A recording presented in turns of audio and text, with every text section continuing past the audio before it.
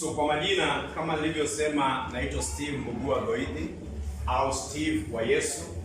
Nafurahi kualikwa tena kuja kuwa na wanaume wa Miritini, tuweze kusemezana, tuweze kujuliana hali ya kimaisha, hali ya maisha ya kiroho, tuweze kuelekezana kwa njia ambazo zitakazompendeza Mwenyezi Mungu.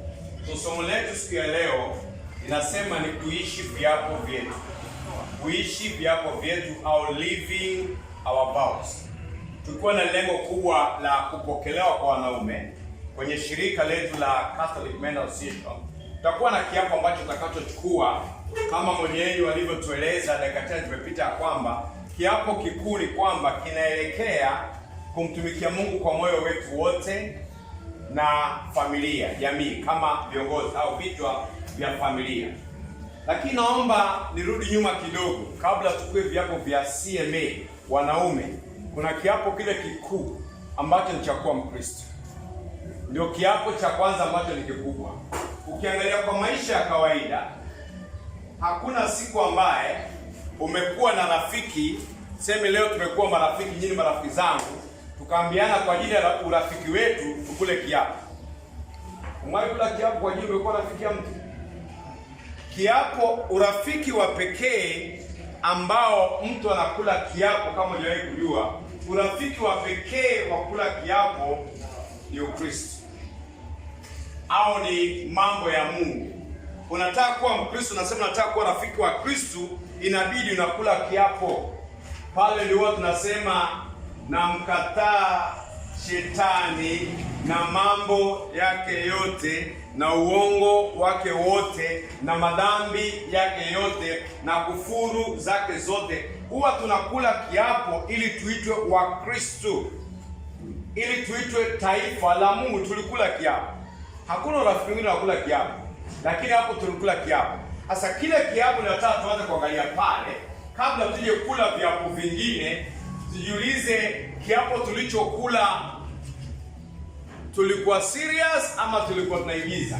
Ndio maswali nataka tulizane leo kabla tujia kuhusu viapo. Hasa kusoma Walawi, Leviticus 19, Walawi 19 mstari wa 12, Walawi 19 mstari wa 12. Neno la Mungu linasema hivi: msiape uongo kwa jina langu, hivyo kulikufuru jina la Mungu wako. Ndimi Bwana Mwenyezi Mungu amesema. Msiape bure. Msiape bure. Huwa mara nyingi tunaapa tukimaanisha au tunaapa bure. Kuna wanaume wanaenda kutumwa hivi karibuni, utaapa ukimaanisha ama itakuwa ni drama. So naomba tuulize maswali matatu kuhusu viapo leo. Mungu tayari kwa neno lake ametuonya tusiape bure. Ndio maana nikasema nitapanua viapo, sababu tunaweza hapa cha Catholic Men tuwe serious kwa hicho, tusahau kuna viapo vingine tumeapa ambavyo nafaa kuwa serious na zote. Anytime that you are swearing in the name of God, inafaa kuwa tuko serious, sio jambo la kuchezea. So hata leo wanaume ambao mnaenda kutumwa, ukisikiliza vizuri uone huko tayari ni heri ukose kutumwa, lakini usiape na jina la Mungu. Sababu ameonya, amesema msiape uongo kwa jina langu, hata kulikufuru jina la Mungu wenu. Mimi ndimi Mwenyezi Mungu nimesema. Tusiape bure. Najua environment, peer pressure, umamboleo umefanya siku hizi watu wanaapa tukiholela. People just swear. Lakini nasahau ni amri ya Mungu kutokuapa kwa jina lake tu. So naomba tujiulize mambo matatu leo. Jambo la kwanza, the first thing, umeamua au umeamuliwa? Umeamua au umeamuliwa? Have you decided yourself that you want to become a Catholic man, you want to become a Christian, ama umeamuliwa? Najua kwa Ukristo inategemea pia, kama ulianza kuwa mtoto mdogo ilikuwa kwa imani ya baba yako au mama yako, sawa. Lakini baadaye ukafanyika mtu mzima, ukapewa confirmation kifaimara, ukafanywa askari kamili wa Yesu. Sasa hizi unaenda kuchukua tena kiapo kingine cha kuwa mwana CMA. Je, hata hii level unasukumwa ama umeamua? Ndio sana nataka ujiulize. Je, ni fashion tu kila mwanaume Mkatoliki akuwe mCMA na ape? Is it just a fashion? Kwa nini tuna maandalizi? Ndio swala kwa hata jiulize, mimi nijiulize na wewe jiulize, kama kweli ni mimi nimeamua nataka kuwa mwanaume Mkatoliki na zaidi nitumwe ama niwe commission ili niape kwa jina la Mungu ya kwamba najitoa kwa Mungu kwa moyo wangu wote, kwa akili yangu yote, kwa nguvu zangu zote. Kumbuka hao maagano ni neno la Mungu. Yesu Kristo mwenyewe ndiye alitufunza akasema, mpende Bwana Mungu wako kwa moyo wako wote, kwa nguvu zako zote, kwa akili yako yote na kwa mali yako yote. Na Mungu akisema inakuwa ni commandment. It's a commandment. So ndio tujiulize, kama mimi Steve nimeamua ama nimeamuliwa. Ndio kama nimeamuliwa, kama nafuata tu kama fashion, basi naweza sema kumbe sipo tayari. Sababu si mambo ya kuigiza. This is life. Na not only life, this is true life. Najua Yesu wakati mmoja anapeana definition ya maisha. Definition ya life. Sababu life, ukiangalia life kulingana na wanadamu, leo hii nikakuuliza what is life, inawezekana kila mmoja akapeana definition ya maisha tofauti na yule mwingine. Sababu kila mmoja atadefine life kulingana na mahali yuko kwenye life, kulingana na mtazamo wa dunia wa life. Kuna mtu ambaye hajala siku 3, ukimuuliza maisha yako vipi, atakwambia sasa hivi kila mtu anaimba corona. Maisha ni magumu. So definition ya life kwa watu wengi wakati wa corona imebadilika. Maisha ni magumu. Pengine pale mbeleni ulikuwa unaishi vizuri, ulikuwa na nyumba yako, ulikuwa na gari lako, maisha yalikuwa mazuri. Sasa corona imekuja, pengine maloni yamekalia, sasa hivi kwenye shida ya hela, maisha yamekuwa mabaya. So life kulingana na wanadamu inabadilika kulingana na mazingira na kulingana na mtazamo wetu. Lakini Mungu anapoangalia life haibadiliki. Kwa Mungu life ni ile ile. Na usoma kwenye Luka 12:15 kama sijakosea, Luka 12:15, Yesu alipeana definition ya life na akasema maisha ya mwanadamu hayategemei wingi wa mali. Life does not depend on the possessions that we have.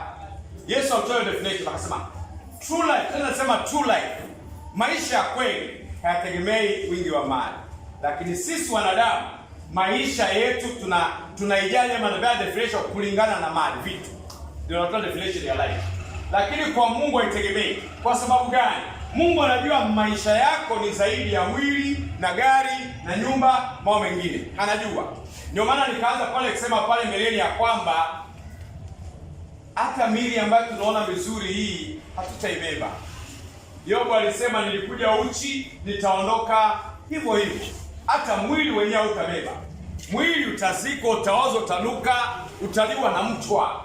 Mali utawacha, walioenda jana wakubeba chochote, mimi na wewe tutabeba.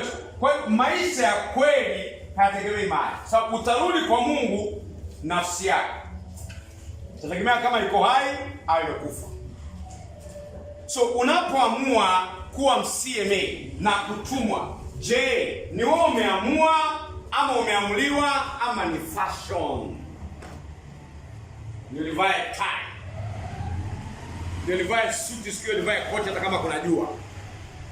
Je, ni fashion ama kweli tunajua ninachofanya? Ndio hata wale ambao tumeshakula viapo, ni jambo la kujiuliza. Sababu pengine nikulanga kiapo tu kwa sababu kila mtu anakula kiapo. Leo nijiulize, nilikuwa nimeamua au niliamuliwa ama ilikuwa fashion.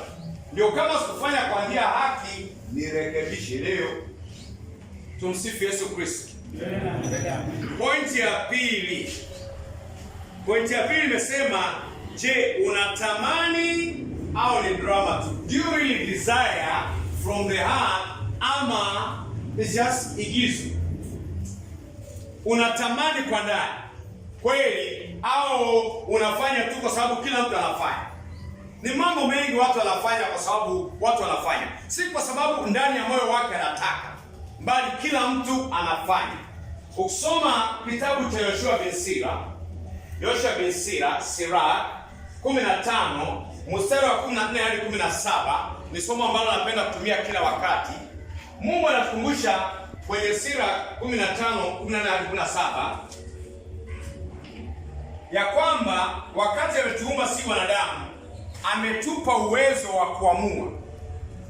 Ametupatia the power to choose. Kila mmoja wetu aliye hapa, Mungu ndani yako ameweka uwezo wa kuamua. The power is in you. Everybody. Not just collectively, but even individually, kama wewe peke yako. Na uwezo huu hautegemei mke wako, hautegemei baba yako, hautegemei mama yako, hautegemei Uhuru Muigai Kenyatta, hautegemei Raila Amolo Odinga wala Ruto, hautegemei president wala mtu yoyote. Uko ndani yako uwezo huu. Alafu nasema kwenye Sira, ukitaka unaweza kutii amri za Mungu, ukitaka, if you want. Haulazimishwi. Ameweka uwezo na kupatia freedom of choice. Wewe ndio uamue. Hata kula kiapo kwa njia ambayo inastahili, ukitaka unaweza kutii. Kama hutaki utakula kiholela tu, lakini uamuzi ni wako. Kama haikuwa clear ndani yako, leo nataka iwe clear ya kwamba utakula kiholela ufurahisha watu, lakini umepata laana kwa Mungu. Tusicheze na viapo jamani. It is not a joke. Ni jambo ambalo serious sana. Mungu anasema kwenye Sira, ukitaka unaweza kuishi kwa uaminifu, na ni chaguo lako uaminifu au kosa uaminifu. Hata kwenye viapo anasema mbele yetu ameweka moto na maji, nyosha mkono wako ujichagulie utakalo. Moto na maji, jichagulie. Anamalizia akisema kwenye Sira, mwanadamu amewekewa uhai na kifo, kile atachagua atapewa. Uhai na kifo, uzima wa milele, moto wa milele. Utakacho chagua utapewa. Sasa kwenye kiapo, unapokula kiapo kwa jina la Mungu, bila kumaanisha unachagua moto wa milele, kifo. Ndio maana Mungu ameonya kwenye Walawi. So tunapokula kiapo tukule kama tumemaanisha. Usile kiapo kama huko tayari kukiishi. Kwa maana ukila kiapo na ukose kiishi, laana. Kiapo kilianza kwenye ubatizo. Narudi nyuma, tulikula viapo. Namkataa shetani, ndiyo namkataa. Na mambo yake yote, ndiyo nayakataa. Na ukumbavu wake wote, ndiyo nakataa. Na tamaa ya mali, wizi wa maploti Kenya, ndiyo nakataa. Wakristo wangapi wanaiba maploti? Wako kanisani ama ni wale wapagani? Kanisani. Wako CMA ama ni wale mashirika mengine? Wako CMA. Tuliapa. Na mkataa shetani, ndiyo. Utabaki kwenye ndoa kwa uaminifu, ndiyo. Hautakuwa na nyumba ndogo, ninaapa. Baadaye tunafanya nini? Vile viapo tunakiuka, tunapata laana. Nitabaki na uniform, nitabaki na tai. Huwa napenda kuambia wazee, hata si wazee zaidi wa mama, wala wasidabili. Kwa maana huwa wanang'aa. Yaani kama ingekuwa na mama leo, hata ingebidi tubongole ukuta. Kwa maana kwa wengi zile uniform zao wameng'ara na vitambaa CWA. Wameng'ara. Naambia jamani, hizi uniform hata waingiza mbinguni. Siendi kuapa ili nivae uniform tu. Bali kwanza uniform ya kwanza ni ya ndani. Spiritual uniform. Ni yape nikimaanisha. Kwa sababu nisipomaanisha ninapata laana wala si baraka. Ndio maana nimerudi nyuma kabla tuingie kwenye kiapo kingine cha CMA kutumwa kwa commission. Tujiulize viapo vile vingine na kama tuviishi turekebike. Wewe ni mara ngapi unaona watu wanaenda kotini? anashika Biblia, na hapa yote nitakayesema ni ya ukweli na ukweli mtupu. Anaanza kuangalia, anacheka, ndio anajua ni uongo. Mwenyezi Mungu nisaidie. Hapo kweli anaomba Mungu amsaidie ama ni unafiki? Sasa amepumbaza koti, amepumbaza wanadamu. Je, Mungu amepumbazika? Laana automatically, laana automatically kwa ajili ya kukufuru jina la Mwenyezi Mungu. Yote nitakayesema ni ukweli na ukweli mtupu. Mwenyezi Mungu nisaidie, amina. Na hata anafanya hivi, afanye kabisa. Alafu kwa ndani ya cheka anasema mwapumbaza. Mungu hadanganyiki wala hadanganyi, hapumbaziki. So wewe mwenyewe utajiona mjuaji, lakini wewe ndio mpumbavu, kwa sababu moto wa milele unakusubiri kama tajiri mpumbavu. Kwenye ndoa, tunaenda kwenye ndoa. Mwenzangu nitakupenda kwenye raha, kwenye njaa, kwenye kifo, kwenye tajiri, kwenye maskini, kwenye afya, kwenye mpaka kifo kitutenganishe. Kisi mwenzako baada ya hiyo, hicho kiapo na kitunza. Uliza mwenzako kama ilikuwa ni drama tu.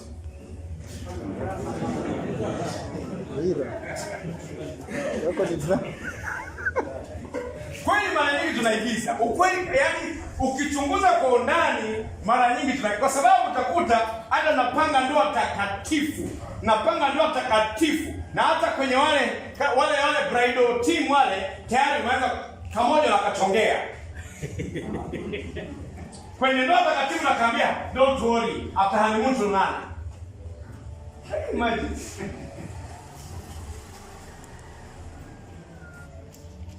Mungu atuhurumie Wakristo wa leo, kwa sababu drama imekuwa nyingi kuliko kuishi Ukristo.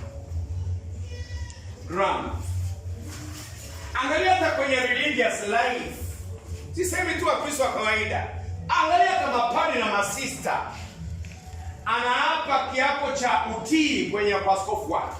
Anaapa kiapo cha umaskini. Kuna wengine sasa hivi matajiri kutuliko. Kweli si kweli? Mali yake personal. Anaapa amefunga ndoa na Kristo, hata igusa mwanamke wala sita atagusa mwanaume.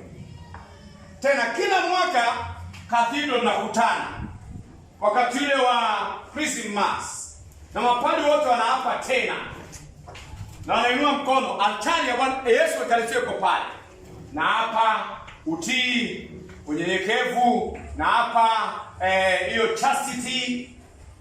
Na kuna mwingine pale anajua kinachomsubiri jioni. Imagine kuhani unaapa kwa jina la Mungu na kumaanisha. Isn't it blasphemy of the highest level? Sasa Mungu hataki mimi na wewe niangalie yule. Mungu hataki mimi, yani Mungu ataniambia wana wa Israeli akawaambia, fanyeni wanalowaambia wala msifanye wanayofanya, ama kusema hivyo. So for me ni kuombea, lakini mimi mwenyewe niamue sitafuata anayofanya, nitafanya neno la Mungu linavyosema. It's not about anybody else. Inanihusu mimi Steve, mimi kama MCMA, kama Mkristo aliyeapa. Mimi ndio naamua, kwa maana ameniambia nikitaka naweza kutii amri. Ni mimi niamue, ni wewe binafsi. Uwezo wa kuamua uko ndani yako. Hauko na kiongozi wako, hauko na chairman wala mhudumu wa neno wala MC wa leo, hauko na baba paroko. Uko ndani yako uamuzi wa kuamua. Ukiamua unaweza wachana na upumbavu wa dunia, sababu kweli upumbavu ni faida gani nipate ulimwengu wote kisha nipate motoni wa milele? Faida gani? Tena motoni sio siku mbili, sio mwaka mmoja, sio miaka mitatu, sio miaka 20, sio miaka 100, milele na milele na milele. Ndio nilijifanya mjuaji hapa duniani. Ndio nitaka nivae uniform, fashion. Hata mimi semewa akivaa na vaa tie. Tunitaka wakienda kwenye matrip, hata mimi niko nimechukua kesabio, wangapi wametumwa, huwa tuko very excited kuinua mikono. Ndio maana ulitumwa ufanye nini?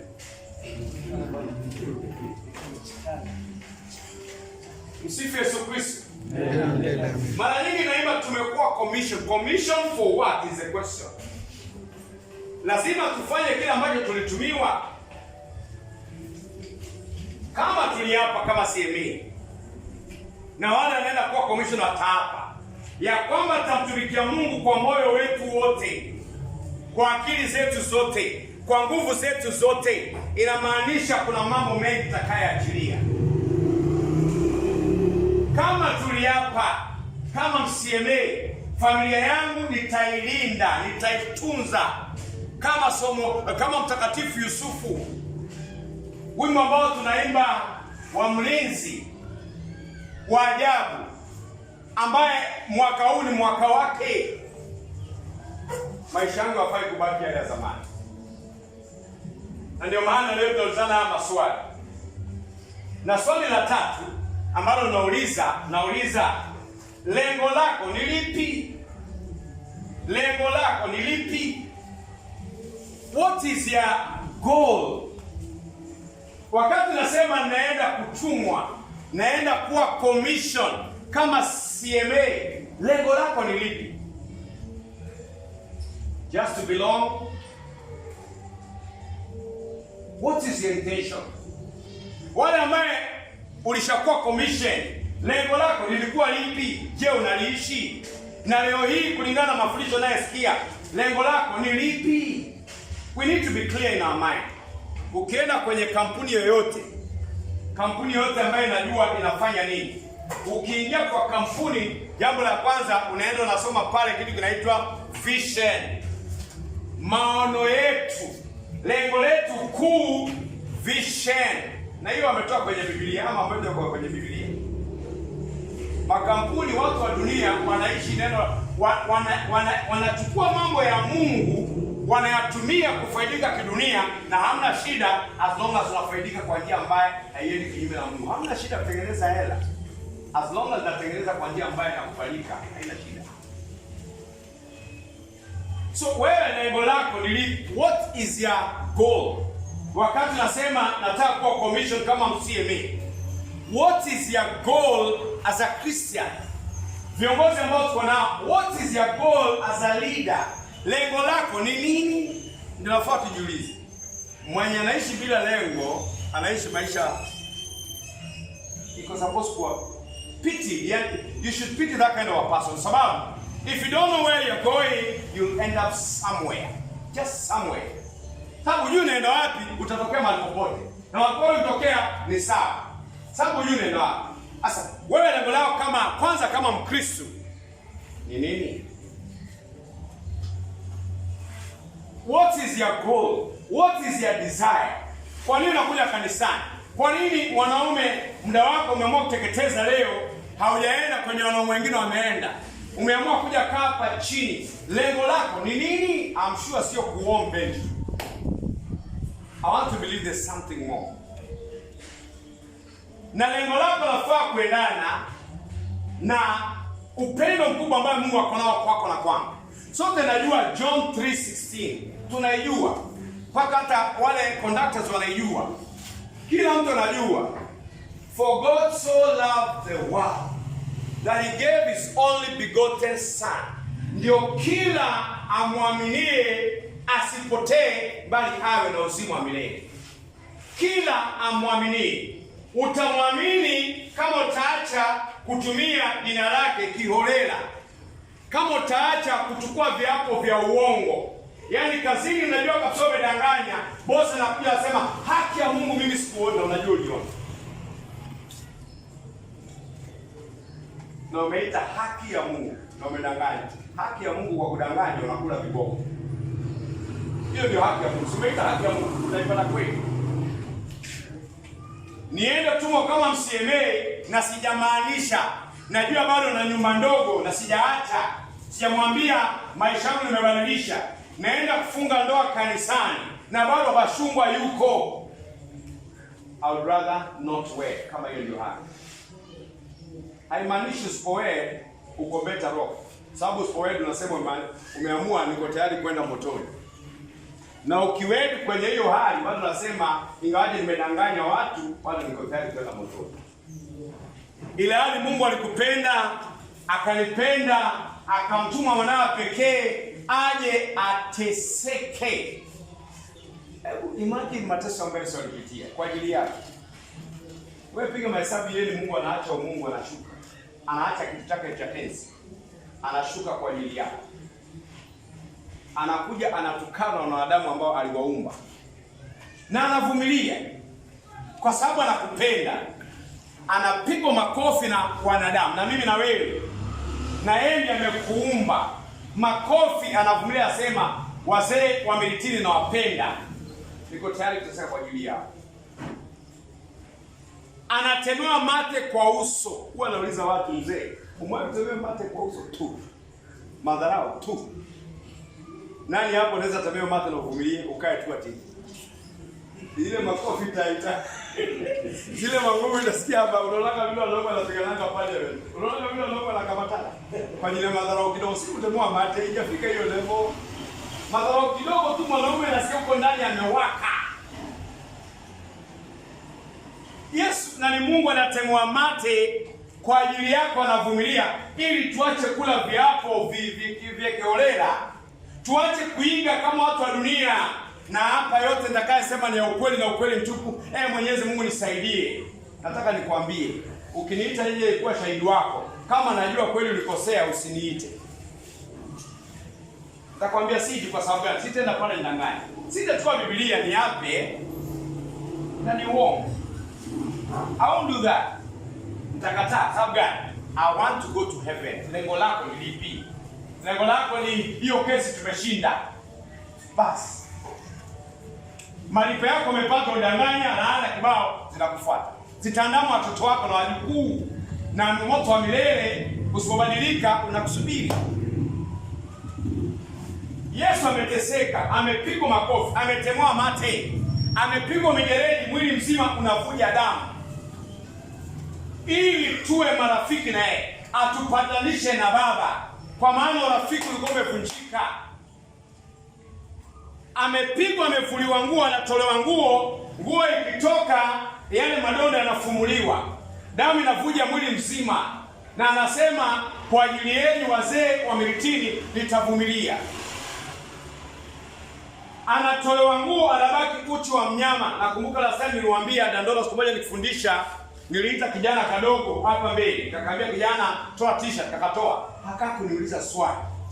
Nikaita mzee mmoja kama msiemei. Amevaa tai safi, shati safi. Akaja nikamwambia, mzee, naomba utoe shati. Hata kulizungumzia, aliniangalia kaangalia chini.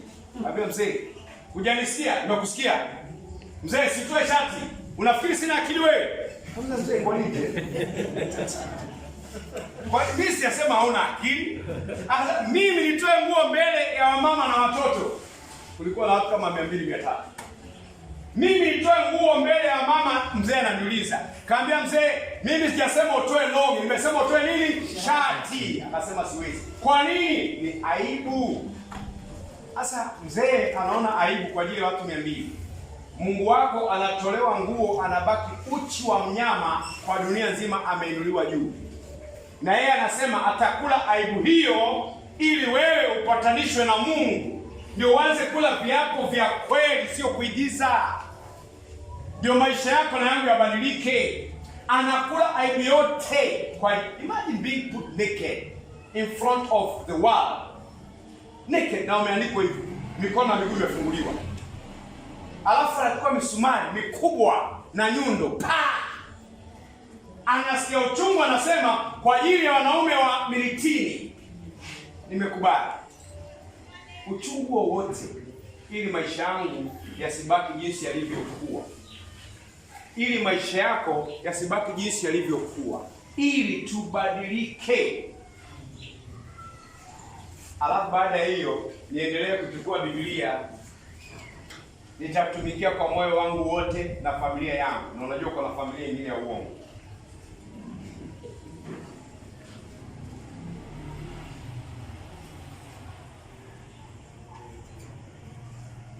anadungwa mkuki, ile atobia damu inatoka, tone ya mwisho ya damu inaisha, ndio maji yanafuata. Kwa maana maji yezionekana kama damu bado hivi. Tabadilika iwe damu.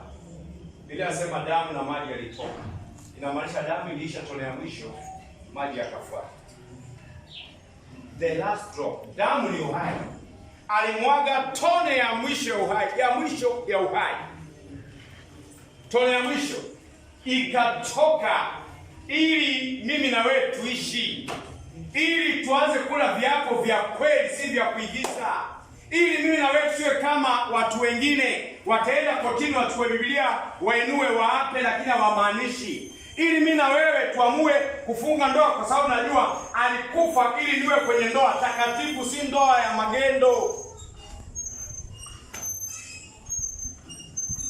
Tuelewe sakramenti ni nini na umuhimu wake. Ndio maana alikufa. Ili nipate maisha ya kweli, uzima wa milele. Ni faida gani nipate kila kitu hapa?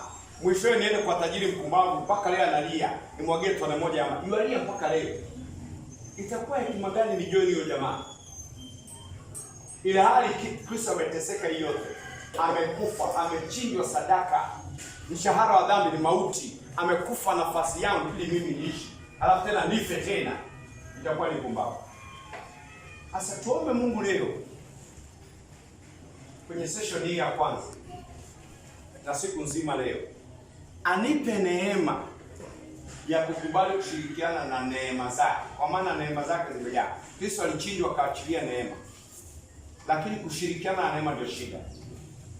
Wa Kristo kushirikiana na neema imekuwa shida. Sababu gani? Kila mtu anaimba, kila mtu atajirika, hata bila kuwa tajiri. Tunajiingiza kwa laana. Heri ufe maskini uende mbinguni kuliko uwe tajiri wa wizi uende motoni. Kila mtu akona demu, utaonekana mshamba. Ni heri uwe mshamba na uende mbinguni kuliko kuwa mjuaji motoni kuchomeka. Hasa uko unachomeka kutakuwa na ujuaji kule. Watu utakuuliza utakuwa na bounce huko pia. Kwa moto vile. Ujuaji gani? Jamani, Mungu atuhurumie. Mungu atufungue macho ya ndani. Vya dunia ni vya muda. Vinapita. Visifanye nisiishi kiapo changu cha ubatizo, kiapo changu cha ndoa takatifu, kiapo changu cha UCMA. Vyote vinamwelekea Mungu, nikumwishia Mungu kwa moyo wetu. Nisiseme Mungu utatumikia kwa moyo wangu wote, na ikifika kwenye ujenzi mimi ndio naweka watu siasa, au pesa zinaliwa.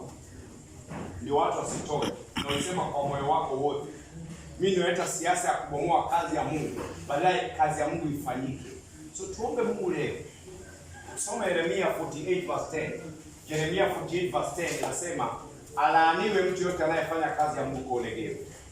Alaaniwe mtu yote anayefanya kazi ya Mungu kwa ulegevu. Sasa nyinyi mnakula kiapo, tutakula kiapo, yaani pamoja na kile cha kutamkataa shetani, kile cha ubatizo, tunaongeza kingine, tutakupenda fanya kazi yako kwa moyo wetu wote. Nimesema kiapo chetu kinasema hivi. So tunaongeza kiapo kingine.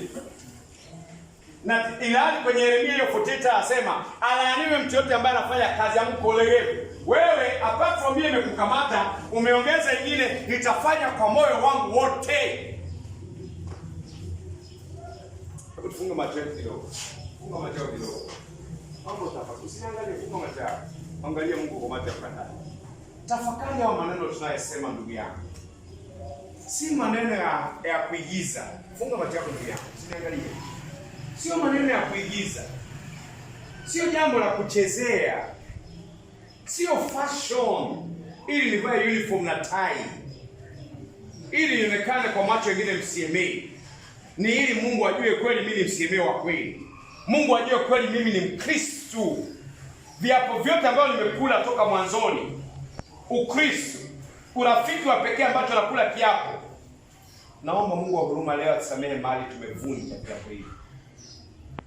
Mahali tumepokea laana kwa ajili ya kukufuru Mungu. Amesema tusilitumie jina lake bure. Tusiape kwa jina lake bure. Tunapata laana. Yesu, tunaomba leo hizi laana zote utuhurumie, utuondolee. Tuhurumie na familia zetu, wake zetu, watoto wetu, wajukuu, wazazi wetu na mababu. Tuhurumie Bwana, kwa maana tumekosea kwa njia nyingi. Hata kama wana CMA, wakati mwingine tulikuwa na CMA tu kuigiza tu kwa ajili ya kuvaa uniform safi na tai. Mungu tusamehe kwa ajili ya kukufuru. Ni kana kwamba tukijificha nyuma ya tai na uniform kutabadilika ndani, lakini ndani kumeoza. Mungu tusamehe. Tutakase kwa damu iliyomwaga msalabani Yesu. Tutakase tena upya. Tufanye viumbe vipya. Unatuambia anayeungana na Kristo, anayebatizwa, anayezaliwa mara ya pili, anakuwa kiumbe kipya. Ya kale yamepita, anakuwa kiumbe kipya. Achilia Roho wako Mtakatifu atusaidie ili tuwe viumbe vipya kweli, ili tusiape bure tena kuanzia leo. Hata wanaenda kuwa commission, kama mtu hayuko tayari, ni heri ajiondoe kuliko kuwapa akijua na danganya. Muhimu zaidi turekebike ili tuende kula kiapo hicho, kujitoa tukimaanisha, na tuishi maisha haya ili tukupendeze hapa duniani, ili utubariki, utuponye pamoja na familia zetu, pamoja na kazi ya mikono, uchumi wetu, uponye maisha yetu yote, na muhimu zaidi tupate uzima wa milele. Kwa njia ya Kristo tunaomba na kuamini. Amen. Kwa jina la Baba, la Mwana, Roho Mtakatifu. Amen. Tumsifu Yesu Kristo. Kama ungependa kuendelea kupokea mafundisho haya, fundisho la kila Jumamosi na mafundisho mengine katikati ya wiki, na sasa mafundisho yaliyo na watu au live audience, bonyeza kidude cha subscribe kwenye channel hii ya YouTube ya Steve wa Yesu. Na baada ya kubonyeza kidude cha subscribe, hakikisha kwamba pia umebonyeza ile kengele ya notification, ili kila wakati ujumbe unapeperushwa kwenye mtandao huu unapata ujumbe mdogo kwenye simu yako ya mkononi. Tuonane kwa somo lijalo. Mungu anakupenda sana, akubariki na shughuli zako zote na family yako. Bye bye.